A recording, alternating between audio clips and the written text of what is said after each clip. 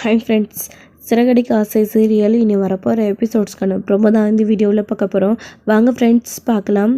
இவ்வளோ தூரம் எல்லா பிரச்சனைக்கும் காரணமான ரோகிணியை சும்மா விடக்கூடாது அப்படின்னு முத்து சொன்னார். அண்ணாமலை இந்த மாதிரி அவங்க தப்பு செஞ்சால் நாமளும் தப்பு செய்யணும்னு அர்த்தம் கிடையாது. அவன் என்ன வேணாலும் பண்ணிட்டு போகட்டும், இதில் நம்ம மனோஜோட வாழ்க்கை அடங்கியிருக்கு, நம்ம கொஞ்சம் பொறுமையாக தான் இருக்கணும், எதுவும் பண்ண வேண்டாம் அப்படின்னு முத்துவை அப்போதைக்கு அடக்கிட்டாங்க, எதுவும் செய்ய வேண்டாம் அப்படின்னு. ஆனால் முத்து செய்ய நினச்சதை இப்போது விஜயா செய்யணும்னு நினைக்கிறாங்க. மனோஜ் ஷோரூமில் அவங்க மேட்ரிமோனி மூலிமா ஒரு பொண்ணு பார்த்துருந்தாங்க. ஸோ ஜீவா அவங்களோட பிஏ ஒரு பொண்ணை பார்த்துருந்தாங்க. ஸோ அவங்க மீட் பண்ணி பேசணும்னு சொல்லிட்டு மனோஜ் கிட்ட ஷோரூமில் பேசினாங்க. அவங்களும் ஒருத்தருக்கு ஒருத்தர் பேசிக்கிறாங்க. அவங்க பொண்ணு மனசில் பட்ட எல்லாத்தையும் தெளிவாக ஓப்பனாக கேட்டுட்றாங்க. சரி, எனக்கு பிடிச்சிருக்கு, என்னையும் உங்களுக்கு பிடிச்சிருக்கு, அடுத்தது என்ன, உங்கள் லைஃப்பில் நடந்த விஷயங்கள் எல்லாத்தையும் சொல்லலாம். என் லைஃப்பில் எதுவுமே கிடையாது, லவ் எதுவுமே கிடையாது, எங்கள் வீட்டில் எனக்கு அரேஞ்ச் மேரேஜ் பண்ணி வைக்கணும்னா பார்த்துட்ருக்காங்க. அவங்க என்னமோ கொஞ்ச நாளைக்கு முன்னாடியே கல்யாணம் பண்ணுறேன்னு சொன்னாங்க.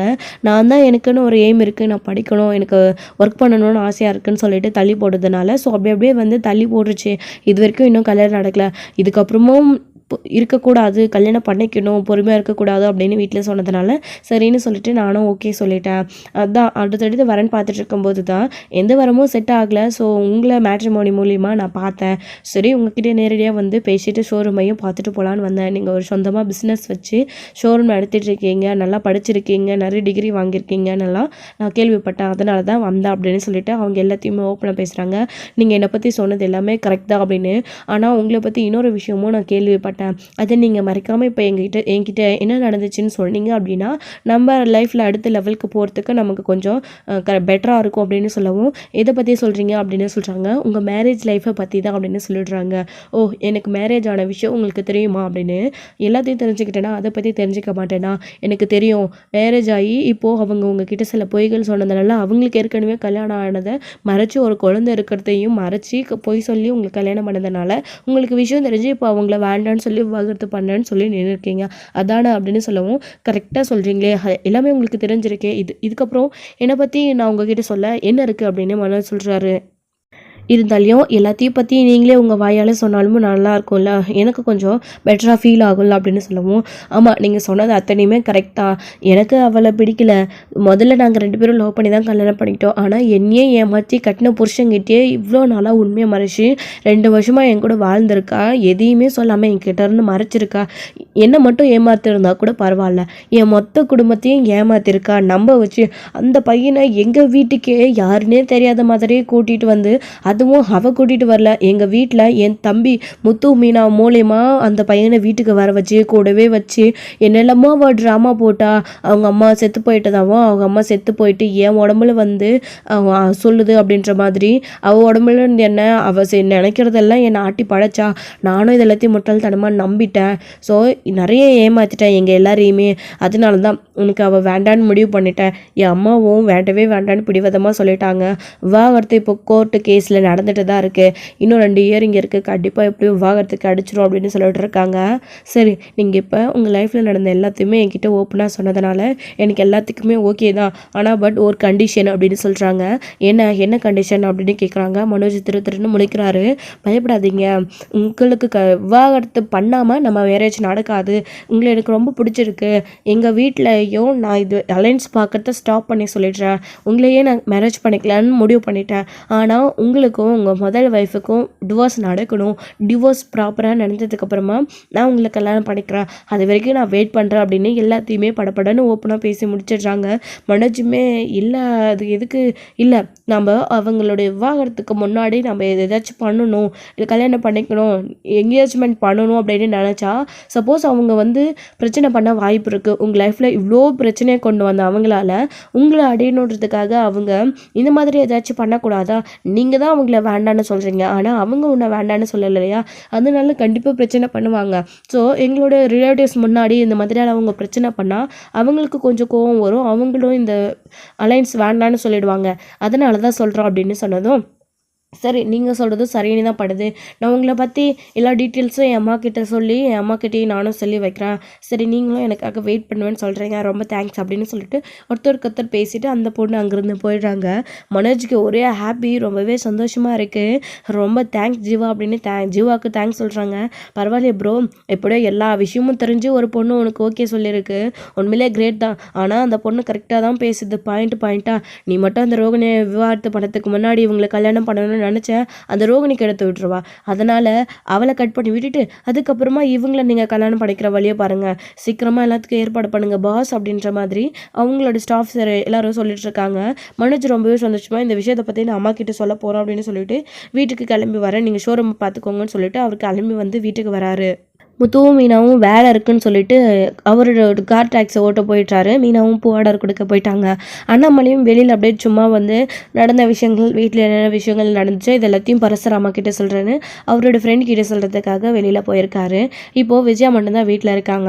அம்மா அப்படின்னு வீட்டில் மனோஜ் வரும்போது யாரையுமே காணோம். எல்லா இடத்துலையும் தேடி பார்க்குறாங்க மனோஜ். அப்புறம் ஒரு ரூமில் இருக்காங்க. என்னம்மா வீட்டில் யாரையும் காணோம், நீங்கள் மட்டும் உள்ளே படுத்துட்ருக்கீங்க, அதுவும் கதவு கூட திறந்து போட்டுட்டு அப்படின்னு சொல்லவும் மனசே கொஞ்சம் சரியில்லை மனோஜ் அப்படின்னு. என்னமாச்சு, நான் ஒரு சந்தோஷமான விஷயத்த கொண்டு வந்திருக்கேன், அந்த விஷயத்த சொன்னால் நீங்களும் ரொம்ப சந்தோஷப்படுவீங்க, உங்கள் மனசில் இருக்க கஷ்டம் எல்லாம் போயிடும் அப்படின்னு சொல்கிறாங்க. நீங்கள் கவலைப்படுறதே என்னை பற்றி தானம்மா அப்படின்னு மனோஜ் கேட்கவும், ஆமாண்டா மனோஜ், எல்லாம் அவளை உனக்கு கட்டி வச்சு உன் வாழ்க்கையை இப்படி நாசம் பண்ணிட்டேனேன்ற வருத்தம் தாண்டா. அது மட்டும் இல்லாமல் எல்லார் முன்னாடியும் தலைகுனியை வச்சு நிற்க வச்சுட்டால அவள். முக்கியமாக அந்த பூ கட்டுறவில் என்னை ஆரத்தி எடுத்து உள்ளே வரவேற்க வச்சுட்டால, அதுக்கு எல்லாத்துக்கும் காரணம் அவள் தானே. அப்போவே நான் தோற்று போயிட்டேன்டா, ஒரு அம்மாவா நான் தோற்று போய் நிற்கிறேன்டா மனோஜ் அப்படின்னு சொல்கிறாங்க. அப்படியெல்லாம் இல்லைம்மா, நீங்கள் நினைக்கிற மாதிரிலாம் எதுவுமே இல்லை. நான் மேட்ரிமோனி மூலியமாக பொண்ணு பார்க்குறதுக்காக ஸ்டார்ட் பண்ணியிருந்தேன். அதில் இதோ என் கூட வேலை செய்கிறாள் பிஏ ஜீவா, அவள் ஒரு அலைன்ஸ் பார்த்து செட் பண்ணி அந்த பொண்ணு என்ன வந்து பார்த்து எந்த பொண்ணுக்கும் நடந்த எல்லாமே தெரிஞ்சு எனக்கும் அந்த பொண்ணை பிடிச்சிருக்கு, அந்த பொண்ணையும் எனக்கு பிடிச்சிருக்கு. ஆனால் என்ன ரோகிணிக்கிட்டேருந்து விவாகரத்து வாங்கணும், விவாகரத்து வாங்கினதுக்கப்புறமா என்னை கல்யாணம் பண்ணிக்கிறேன்னு அந்த பொண்ணு சொல்லியிருக்கு. அது வரைக்கும் நான் வெயிட் பண்ணுறேன்னு அந்த பொண்ணு சொல்லிட்டு போயிருக்குமா அப்படின்னு சொல்கிறாங்க. ஓ அப்படியாடா, ரொம்ப சந்தோஷமானாச்சு. அதுக்கு முன்னாடி இந்த பார்லருக்காரிக்கு நம்ம நல்ல ஒரு பாடத்தை கற்றுக் கொடுக்கணும் அப்படின்னு சொல்கிறாங்க. ஆமாம்மா, நீ சொல்கிறது சரிதான். முத்து மீனா இந்த நடந்த விஷயத்தெல்லாம் சொல்லும் போது எனக்கு கூட அவளை ஏதாச்சும் பண்ணணும்னு தோணுச்சு, கண்டிப்பாக ஏதாச்சும் பண்ணணுமா அப்படின்னு சொல்லிட்டு இங்கே மனோஜும் விஜயாவும் சேர்ந்து பிளான் போடுறாங்க. நான் ஒரு ஐடியா சொல்லவா அப்படின்னு மனோஜ் சொல்கிறாரு. என்னோட மனோஜ் சொல்லு அப்படின்னு. இல்லைம்மா, அந்த ரோகிணி எப்படி சந்தோஷ் போயிட்டு அவளை லவ் பண்ணான்னு சொல்கிறப்போ நான் சொல்கிற இடத்துக்கு வா, நான் உன் லவ்வுக்கு ஓகே சொல்கிறேன் அப்படின்னு சொல்லிட்டு ஒரு இடத்துக்கு தனியாக வர வச்சு எப்படி சந்தோஷ் அவள் மாங்குன்னு வாங்கினாலும் அதே மாதிரி ரோகிணி கிட்ட நான் பேசினா கண்டிப்பாக அவள் வருவா, எனக்காக தானே அவள் அவ்வளோ ஆர்வமாக காத்துட்ருக்கா, நான் உன்கிட்ட பேசணும் அப்படின்னு சொல்லி அவளை நான் தனியாக கூப்பிட்டா அவள் வருவா, அப்போது நம்ம நினச்சதை சாதிச்சுக்கலாம் அப்படின்னு மனோஜ் சொல்கிறாரு. சரிம்மா அப்படின்னு சரின்னு சொல்லிட்டு விஜயாவும் சரி மனோஜ் அதே மாதிரி செய், நல்லா வேலை பண்ணியிருக்கேன், எங்கேயாச்சும் ஒரு இடத்துக்கு வர சொல்ல அவளை, அங்கே வச்சு அவளை எல்லாத்தையும் பார்த்துக்கலாம் அப்படின்னு சொல்லிட்டு விஜயா பழி வாங்கணும்னு நினைக்கிறாங்க. ஸோ விவாகரத்து ஆகிறதுக்கு முன்னாடி என்னெல்லாம் நடக்கும் அதை வச்சு எப்படியாச்சும் மனோஜ் கூட சேர்ந்துடலான்னு விஜயா ஆட்டம் ஆடிட்டுருக்கு, அதாவது ரோகிணி ஆட்டம் ஆடிட்டுருக்காங்க. ஆனால் விஜயா இப்போ ரோகிணிக்கு அதுக்கேற்ற மாதிரி குழுக்கள் கொடுக்க பார்க்குறாங்க, அவங்களுக்கு எவிடன்ஸை கொடுக்க பார்க்குறாங்க. ஸோ அதுக்கேற்ற மாதிரி தான் இப்போது இந்த மாதிரி பண்ணிகிட்டு இருக்காங்க. எதுடா வாய்ப்பு கிடைக்கும்னு இருக்கிற ரோகிணிக்கு லட்டு வந்து தானே அவங்க கையில் கிடைக்கிற மாதிரி விஜயாவே ரோகிணி தேடி போகிறாங்க பிரச்சனை பண்ணுறதுக்கு. இப்போது மனோஜ் வந்து சரி அப்படின்னு சொல்லிட்டு இங்கே ஷோரூமுக்கு கிளம்புறாரு. ஷோரூமுக்கு போயிட்டு ரோகிணிக்கு கால் பண்ணுறாங்க. ரோகிணியுமே மனோஜ் நம்பர்லேருந்து கால் வந்த உடனே அவ்வளோ ஆர்வமாக சந்தோஷமாக எடுக்கிறாங்க. எடுத்த உடனே என்ன மனோஜ் நீ ஏன் எனக்கு கால் பண்ணியிருக்க, அதிசயமாக இருக்குது, என்ன விஷயம் அப்படின்னு சொல்கிறாங்க. நான் உங்ககிட்ட கொஞ்சம் பேசணும் அப்படின்னு. என்ன மனோஜ் எதை பற்றி அப்படின்னு. நம்ம லைஃப்பை பற்றி தான், நான் கொஞ்சம் பேசணும், நீ தனியாக வரியா அப்படின்னு சொல்கிறாங்க. என்ன திடீர்னு நீ தனியாக கூப்பிட்றத பார்த்தா எனக்கு சந்தேகமாக இருக்குது அப்படின்னு. சந்தேகம்லாம் ஒன்றும் இல்லை, உனக்கு நம்ம லைஃப்பை பற்றி யோசிக்கணுன்ற கவலை இருந்தால், நம்ம எங்கே பிரிஞ்சிட போகிறோமோ அப்படின்னு டென்ஷன் இருந்தால் என்னை பார்க்கவா, இல்லைன்னா ஓவர் இருப்போம் அப்படின்னு மனோஜ் ஃபோனை வைக்கிறேன்னு சொல்கிறாரு.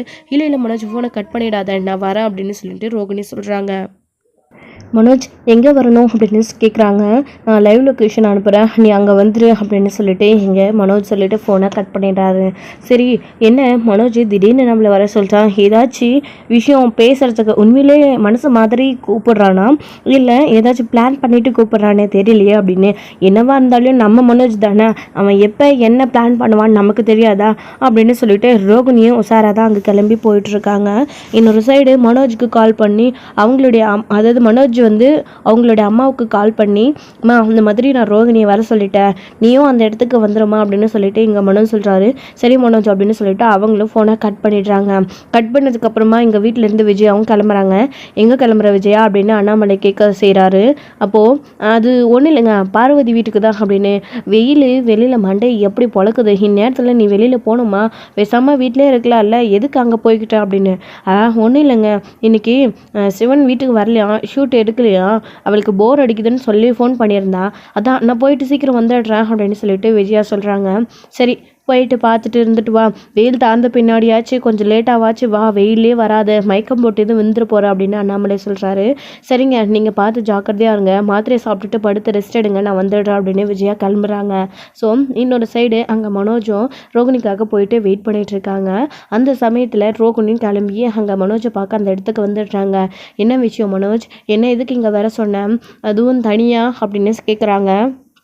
ரோகிணி என்ன பண்ணியிருக்காங்க அப்படின்னா, ஆல்ரெடி வந்து கேமரா வந்து அதாவது அவங்களோட ஃபோனில் வீடியோ ரெக்கார்ட் பண்ணுற மாதிரி அங்கே என்ன விஷயங்கள் நடக்குதோ அது எல்லாத்தையுமே வந்து ரெக்கார்ட் பண்ணுறதுக்காக எடுத்துகிட்டு போயிருக்காங்க. நல்லது நடந்தால் நமக்கு யூஸ் ஆகும், கெட்டது நடந்தால் அதுவும் நமக்கு யூஸ் தான் ஆகும் அப்படின்னு சொல்லிட்டு ரோகிணி எடுத்துகிட்டு போயிருக்காங்க. மனோஜ் எப்படி பேசினாலுமே அது ரோகிணிக்கு சாதகமாக தான் நமக்கு நாம் அமைச்சிக்கணும் அப்படின்னு ரோகிணி வீடியோ ரெக்கார்ட் பண்ணி எடுத்துகிட்டு போயிருக்காங்க. அப்போ மனோஜ் என்ன சொல்கிறாரு, ரோகிணி கேட்ட உடனே ஒன்றும் இல்லை ரோகிணி, உன்னை பார்த்து பேசணும்னு நினச்சேன், நீ தானே அடிக்கடிக்கு சொல்லுவ என் அம்மா தான் நம்மளை பிரித்து வைக்க பார்க்குறாங்க, நம்ம பேசுறதுக்கு சந்தர்ப்ப சூழ்நிலை அமையவில்லை, நீ எனக்கு விவாகரத்து பத்தில் டிவோர்ஸ் போட்டு தரேன்னு சொன்னேன், அப்படி இல்லைன்னா நான் உன் கூட சேர்ந்து வாழணும்னு சொல்லிட்டு நான் சைன் பண்ணி தரணும் நீ சொல்லிட்டு இருந்தல, இல்லைன்னா சூசைட் பண்ணிப்பேன்னு. அது எனக்கு அன்றைக்கி ரொம்ப ரொம்ப கஷ்டமாக போயிடுச்சு. கடைசியில் முத்து மீனாவும் வந்து நம்மளுக்கு எடுத்து விட்டுட்டாங்க, இல்லைன்னா ஏதாச்சும் ஒன்று நடந்திருக்கும். சரி விடு, பழைய கதையில் எதுக்கு பேசிக்கிட்டு, அதான் என் அம்மா நம்மளை பிரிக்கணும்னு பார்க்குறாங்கல்ல, உன்னை விட்டு என்னால் இருக்கவே முடியல ரோகிணி. நைட் ஃபுல்லாக நீ தான் கனவுல வர, பகல்லையும் நீ தான் கனவுல வர. என் அம்மா கிட்ட இதனால் நான் பயங்கரமாக திட்டு வாங்குறேன், எனக்கு என்ன பண்ணுறதுன்னு ஒன்றும் புரியல. எப்பயுமே உன் நினப்பாவே இருக்கு, வேற பொண்ணு பார்த்து கல்யாணம் பண்ணிக்கணும்னு ஆசைப்பட்டாலும் அது எதுவுமே நடக்கவும் மாட்டேங்குது. எனக்கு என்னமோ எனக்கு தோணுது, லைஃப்பில் உன்னை தவிர வேற யாரும் எனக்கு லைஃப் பார்ட்னராக வரக்கூடாதுன்னு கடவுள் முடிவு பண்ணிட்டாரு போல இருக்கு. உன்னை பார்த்தாலும் பாவமாக தான் இருக்கு. ஸோ இப்போது நீயும் வாழணுன்றதுக்காக தானே பொய்ய சொல்லிட்டு என்னை கல்யாணம் பண்ணிக்கிட்டேன், இதில் என்ன தப்பு இருக்குது? இப்போ இந்த விஷயம் எல்லாருக்கும் தெரிஞ்சிடுச்சு, எல்லாரும் மன்னிச்சுட்டு உன்னை ஏற்றுக்கிட்டா எதுக்கு கோர்ட்டு கேஸு சண்டை சச்சரவான்னு அலைஞ்சிக்கிட்டு எல்லாருமே எந்த பிரச்சனையும் இல்லாமல் சேர்ந்து சந்தோஷமாக ஒன்றா இந்த வீட்டில் வாழலாம்ல, அதான் தோணுச்சு உன்னை பார்த்து பேசலான்னு வந்தேன் அப்படின்னு சொல்கிறாங்க. கரெக்ட் மனோஜ், இப்போ எடுத்திருக்கிற நீ முடிவு கரெக்டாக, ஆனால் நீ தான் உன் அம்மா பேச்சை கேட்குறியே, கோர்ட்டில் எனக்கு எதிராக வந்து சாட்சி சொல்லிட்டு இருக்கியே என் கூட வாழ விருப்பம் இல்லைன்னு. இப்போ நீ என்கிட்ட வந்து இப்படி சொன்னால் நான் என்ன பண்ண முடியும்? அதை நீ கோர்ட்லேயே சொல்லணும். ஹியரிங் வரும்போது இல்லை நான் இப்படி பண்ணது தப்பு தான், என் மனைவி பண்ணது எல்லாமே எனக்கு தெரியும், ஸோ என்னை அவளை மன்னிச்சு நான் ஏற்றுக்கிறேன் அப்படின்னு நீ கோர்ட்டில் நேரடியாக கூட சொல்லலாமே. அவள் செஞ்சதெல்லாம் எனக்கு அப்போ தெரியலனாலும் இப்போ தெரிஞ்சிருச்சுல்ல, அது எல்லாத்தையும் மன்னிச்சுட்டு நான் அவள் கூட சேர்ந்து வாழணும்னு ஆசைப்பட்றேன், எங்களுக்கு விவாகரத்து வேண்டாம் அப்படின்னு நீ தான் கோர்ட்டில் சொல்லணும். அப்படி சொன்னாவே எல்லா பிரச்சனையும் முடிஞ்சிடும். உங்கள் அம்மாவால் அங்கே எதுவுமே பேச முடியாது. அந்த சமயத்தில் உங்கள் அம்மா வேண்டாம் மனோஜ் அவள் கூட சேர்ந்து வாழாதானே அப்படி இப்படின்னு ஏதாச்சும் சொன்னால் கூட, பார்த்தீங்களா மேடம் உங்கள் முன்னாடியே எங்கள் பெருக்க பார்க்குறாங்க என்னையும் மனோஜும் அத்தை அப்படின்னு சொல்லிட்டு ஆன்ட்டி மேலே பழைய போட்டுட்டு நம்ம தப்பிச்சிடலாம். அதுக்கப்புறம் ஆன்ட்டியே நினச்சா கூட நம்மளால பிரிக்க முடியாது, நீயும் நானும் அந்த வீட்டில் சந்தோஷமாக இருக்கலாம் அப்படின்னு சொல்லிட்டு மனோஜ் சொல்கிறாரு. ஸோ இவங்க பேசிட்டு இருக்கிற எல்லாத்தையுமே விஜயாவுமே அங்கே வந்து கேட்டுடுறாங்க. ஆக்சுவலி மனோஜ் பேசின இப்போ எல்லா விஷயமே ரோகிணிக்கு சாதகமாக இருக்குது. இங்கே சொன்ன போய் ட்ராமாவாக கோர்ட்டில் சொல்லணும் அப்படின்னு சொல்லிட்டு இருந்த விஷயம் எல்லாத்தையுமே அப்படியே இதை வீடியோவாக ரெக்கார்ட் பண்ணி எடுத்துகிட்டு போய் இவங்க தான் என்னை பிரிக்க பார்க்குறாங்க, மனோஜ் என் கூட சேர்ந்து வாழணும்னு அடிக்கடிக்க தனியாக வந்து மீட் பண்ணுறாரு அப்படின்னு ரோகிணி கோர்ட்டில் சாட்சி சொல்லி இந்த வீடியோவையும் காட்டி நமக்கு சாதகமாக பயன்படுத்திக்கலான்னு தான் வீடியோ எடுக்கிறாங்க. ஸோ இங்கே அப்போது விஜயா வராங்க கொஞ்ச நேரத்துலேயே. அப்படி வந்த உடனே அவங்கள பார்த்து ரோகிணி ஷாக் ஆகுறாங்க. ஆண்டி நீங்கள் அப்படின்னு சொல்லிட்டு, மனோஜ் நீ மட்டும் தனியாக வந்தேன்னு சொன்ன அப்படின்னு சொல்லவும், தனியாக வர்றதுக்கு நான் என்ன லூஸா, நீ தான் தனியாக வந்தாலே ஏதாச்சும் ஒரு பக்காவான பிளான் போட்டுடுறிய, அதான் இந்த தடவை என் அம்மாவோட வந்திருக்கேன், உன்னால் என்ன பண்ண முடியும், உன்னை பார்த்து பேசி உன் கூட சேர்ந்து வாழ்கிறதுக்கு நான் இங்கே வந்திருக்கேன்னு நினைக்கிறியா, உன்னை என் லைஃப்லேருந்து மொத்தமாக காலி பண்ணணும்னு தான் நாங்கள் இங்கே வந்திருக்கோம். ஏண்டி எவ்வளோ திமிரு இருந்தால் போலீஸ் சாமியார் அனுப்பி என் பையனை பிளாக்மெயில் பண்ணி என்னையும் அவள் சொல்கிறதெல்லாம் நம்ப வச்சு பைத்தியக்காரி மாதிரி ஆக்கிட்டல, உன்னை சும்மா விட போகிறதில்லடி இன்னைக்கு அப்படின்னு சொல்லிட்டு இங்கே விஜயா சொல்லவும், ஆண்டி என்ன பண்ண போகிறீங்க, மனோஜ் கூட நான் சேர்ந்து வாழதா இப்படிலாம் பண்ணேன், என்னை மன்னிச்சிடுங்க ஆண்டி அப்படின்னு, பண்ணுறதெல்லாம் நீ பண்ணிவிட்டு உனக்கு தோன்றப்பெல்லாம் தப்பு பண்ணிவிட்டு நீ மன்னிப்பு கேட்பியா, நாங்கள் உன்னை மன்னிக்கணுமா அப்படின்னு விஜயா கோவப்பட்டு ரோகிணி கிட்ட பேசுகிறாங்க. ஆண்டி அப்படின்னு சொல்லவும், என்னடி ஆண்டி மனோஜ் எட்ரா அந்த கட்டையை அப்படின்னு சொல்லிட்டு கட்டையை எடுத்து ரோகிணியை பயங்கரமாக அடிக்கிறாங்க. அது எல்லாமே அவங்களுடைய வீடியோவில் ரெக்கார்ட் ஆகிட்டு இருக்கு. இதுவுமே ரோகிணிக்கு சாதகமாக தான் இருக்குது. கோர்ட்டில் என்ன மனோஜ் கூட சேர்ந்து வாழ விருப்பம் இல்லைன்னு சொல்லிட்டு ஆன்ட்டியும் மனோஜும் என்னை சேர்ந்து மிரட்டினாங்க, அடித்தாங்க, நான் கோர்ட்டில் இப்படிலாம் சொல்லக்கூடாதுன்னு அப்படின்னு சொல்லிட்டு இது எல்லாத்தையுமே அவங்களுக்கு சாதகமாக பயன்படுத்திக்க ரோகிணி எவிடன்ஸை கலெக்ட் பண்ணிட்டாங்க. ஆனால் இங்கே விஜயாவும் மனோஜும் மிகப்பெரிய தப்பு பண்ணிட்டாங்க, வீட்டுக்கு யாருக்குமே தெரியாமல். ஸோ இதோட இந்த எபிசோடு வந்து முடிச்சிருக்காங்க. அடுத்தடுத்த எபிசோடில் என்ன நடக்க போகுது, அடுத்த இயரிங்கில் கண்டிப்பாக ரோகிணி இங்கே நடந்த விஷயங்கள் எல்லாத்தையும் எடுத்து கோர்ட்டில் சொல்ல தான் போகிறாங்க. அண்ணாமலை முத்து வீட்டில் இருக்கிற அத்தனை பேருக்கும் இவங்க இப்படி பண்ண விஷயம் தெரிய வந்துச்சுன்னா அவங்களோட ரியாக்ஷன் என்னவா இருக்க போகுது, அண்ணாமலை விஜயாவும் மனோஜும் என்ன பண்ண போகிறாங்க அப்படின்றதெல்லாம் வெயிட் பண்ணி நெக்ஸ்ட் வீடியோவில் பார்க்கலாம். Friends thank you.